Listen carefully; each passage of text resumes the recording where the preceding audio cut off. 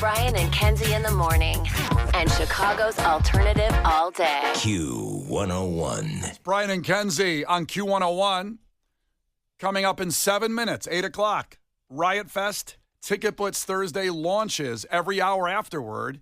And right at 8, we'll give you a keyword for a chance to get 3-day passes to Riot Fest a week from tomorrow. It all starts. We've been waiting a year because, it's every year. That's what we do. Just like your birthday, you wait for it. And it's going to be fantastic. We have all kinds of special things going on with it, and we'll get to that more as we go along. But just be ready here in just about 7 minutes. It's Brian and Kenzie on Q101. And certainly today, being September 11th, and right around this time, 24 years ago, the tragedy happened. 24 years ago in 2001 at 7:46 a.m. Chicago time, and then at 9:03 a.m., 2 hijacked planes crashed into the World Trade Center. 2 other suicide flights crashed into the Pentagon and in the woods of Pennsylvania. It was a total of 2,792 people dying in the World Trade Center attacks. 184 people died in the Pentagon attack. That includes the people on the plane. And then 40 dying at the crash in Pennsylvania, which was put down by those people fighting back. If you've watched the documentaries, I've seen every piece of footage of every documentary about it. And it's just, it's a tragic, it's sad. And, today is a day around all different suburbs, our whole listening area. There's a lot of firemen and police doing special events to honor it. In fact, right at this moment, they are. And the best thing you can do is, thank your first responders out there, because those guys went in knowing they were not going to make it. Most of them, anyway, were not going to make it out of that day. And it's very strange being the 24th year, I found, since 9/11, because for many years afterward, it hits me hard. My brother lived in New York at the time, and my memory of that day was trying to get a hold of my brother. Mm-hmm. And I wasn't here in Chicago. I was, unlike Kenzie and Case, I was an adult. I was over 20 years old. I was working at Q101, my sludge days, but I was home visiting my parents in Ohio. And I think a lot of people have a similar story about the first plane hitting and not thinking much about it. Like, oh, there's this weird crash in New York, and everybody thought it was a small plane. Then the footage comes in. If you were not old enough to remember it, that's kind of how it was perceived. Like, this small plane must have hit the towers. It's crazy. Okay, now let's go to sports and let's move on. And I was driving to Detroit with my dad for some reason. I can't remember why, but we get in the car on that first plane, and then on the radio, we hear that a second plane hit, and knowing it's a terrorist attack right then. And me and my dad kind of freak out. My brother Darren worked about 20 blocks from the World Trade Centers. So my dad flips a Huey on the highway and floors it to go back to Ohio. We were in Michigan going to Detroit. And a cop pulls us over. And the cop comes up there and just goes, license and registration. And my dad goes, hey, listen, I have a son in New York. And the cop just goes, go, just go. And he let us drive away.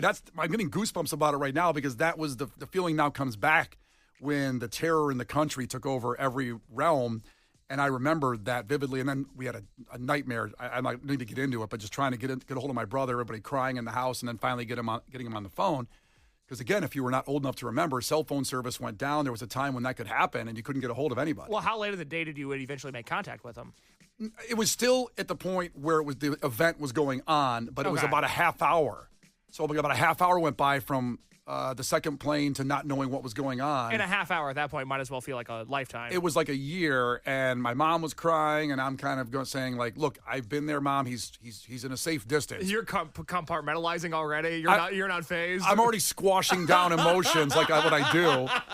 Because nothing's happening. Don't worry about it. Yeah, and I was put on Sports Center. Yeah. Meanwhile, I was scared for my brother, and it turns out everything was okay. He didn't even get into the island that day because they'd already closed the bridge for him. He lived outside of New York City, but just in a borough. So, anyway, these feelings come back now, but it's 24 years, and when you watch the footage now, I feel like I'm almost watching the attack of Pearl Harbor, because the grainy footage and the phones coming in because there was no good cell phone service, and it's just very bizarre. I had this weird feeling this morning because I like to think about it and kind of try to remember it and feel what I'm feeling, which is, again, right now it's pretty brutal. But I almost feel like I wasn't there, and it's a historical event only when you get to the point where now we're after COVID. Does that make sense? Yeah. Like it feels like then I have to think about it. Oh, yeah, I lived through it. I was an adult. I remember I was working here at Q101, the Sludge Nation. Can I just say how trippy it is? So my son Tristan, now in junior high, comes home, and his project starting like Monday or Tuesday was he needed to interview me and interview his dad about 9/11. And he's asking all these questions. So it's a course that it's part of his school course now. and he's interviewing people who lived through it. Like, it's so weird because, yeah, sometimes it feels like it was yesterday. Like, there was a time where everybody on Earth had lived, had experienced it, even if they were just like a little baby or whatever. Yeah. So it is so weird now to be like, oh my gosh, there's so many people who have no idea, just like adults. And Tristan's learning about it in school. Might as well be Pearl Harbor to him. It feels so long ago, right? He's like this old thing that happened, and it's so weird because I barely make the cut of remembering it because I was in kindergarten when it happened. How's that possible? I thought you were in your early 20s. I was in my early 20s. And so I was in kindergarten when it happened. I'm 30. Just relax. What? I've never heard you say that before. Oh, my goodness. I'm still young. That's Shut gross. up. Good for you. Yeah, There you wow. go. Shut up. Okay, so I was in kindergarten, and I remember them ending school early, so they pulled us all out of school. And it was just really weird to know what's going on. Like, you're in the middle of your day, and they're like, oh, everyone has to leave. And it's like, okay. And I got home, and everybody was home, which was really weird because, like, both my brothers, I'm like, they're home from school. And then, my mom and dad, like, so they had everyone, like, left work, left school. And I walk in, and everyone's sitting there crying, and the TV's on. And I just remember being so scared because kindergarten can't, like, completely grasp what's going on. You just know something really, really, really bad's happening. And I remember feeling really sick and being really scared, and it was such a confusing thing. And watching it on the TV, watching these buildings fall down because the news was replaying it and replaying it.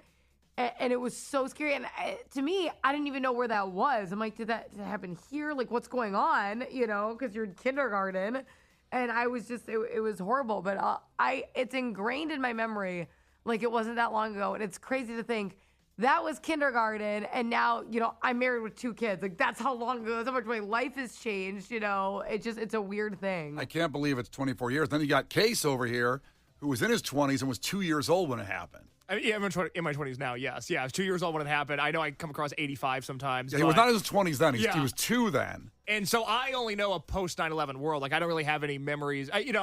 When I watch a movie from the 90s and they're just walking across the airport with no security whatsoever and they're smoking on planes, that doesn't make sense to me because Right. I only know the hyper security world that we live in now. Yeah. And so, it's weird, like, to go behind the curtain of this show a little bit, like, it's just the timing of it is strange now where so many crew members lived through it and have vivid memories of where they were, but so many crew members like myself have the historical knowledge of it but weren't there for it. And so we kind of had to have the conversation of what is the 9/11 conversation at this point. And I don't really know the answer to that because we should never forget, but it is becoming closer to Pearl Harbor in some people's minds just in terms of the timeline that I think maybe some people realize. Like, to your point, like, there's now people, and what Kenzie just said about now being married from in kindergarten, there's people that have been born and been through college and actually married and have a kid who were after 9/11. Yeah. They could be like 24 years old, 23 years old right now. And that's what's just this time. And then COVID screwed up all time reference. Because that was the most recent shared tragedy experience that no matter what you thought was happening then, it was all something that collectively we went through together in the same way that it was for 9/11. Joe checked in from Broadview, said my brother was working in the Sears Tower. And again, I was out of town. I worked at Q101 in the afternoon. That's the sludge days. And then I actually instantly wanted to come back. I felt like I needed to be back here even though I was with my family. And thanks for checking in, Joe, from Broadview. Appreciate that story. And because it is terrifying that I know that they cleared downtown. They got the cops on the horses. They pushed everybody to the metro train saying, get out of downtown. And I guess within a couple hours, it was a ghost town. Downtown was just like The Walking Dead. It is on brand for you as they're evacuating downtown Chicago for you to try to rush in and get back I don't know downtown. what. Yeah, it's my journalistic DNA. I think I don't know. I wanted to be here for that event, and it was insane what was happening. And yeah, you can share your thoughts on it with us because it is something to remember, and it's something to think about your firemen and policemen in your area, the first responders, ambulance, paramedics, everybody, because what they went through in New York was obviously horrific and trying to save lives. Also, I think more of a recent memory is Jon Stewart in court fighting for the people that worked on the pile and have died because of diseases from it. Yeah. And some people might only have that. He did that in the last 5 years. Some really emphatic, powerful courtroom stuff from Jon Stewart from The Daily Show. People might remember him the most.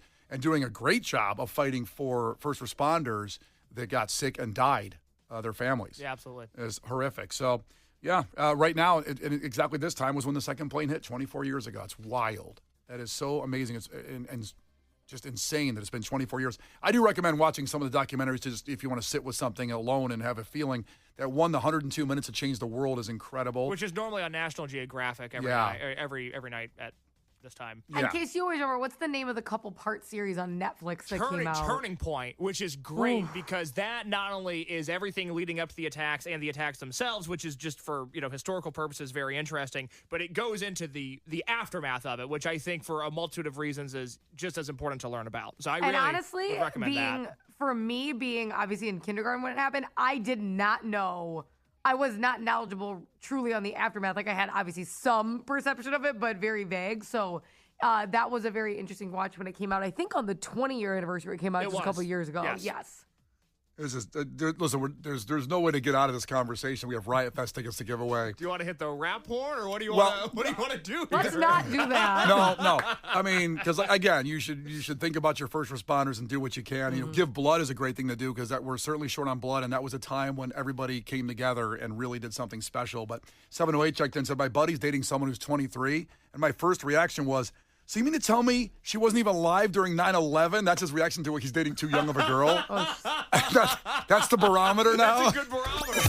Brian and Kenzie in the morning, and Chicago's alternative all day. Q101.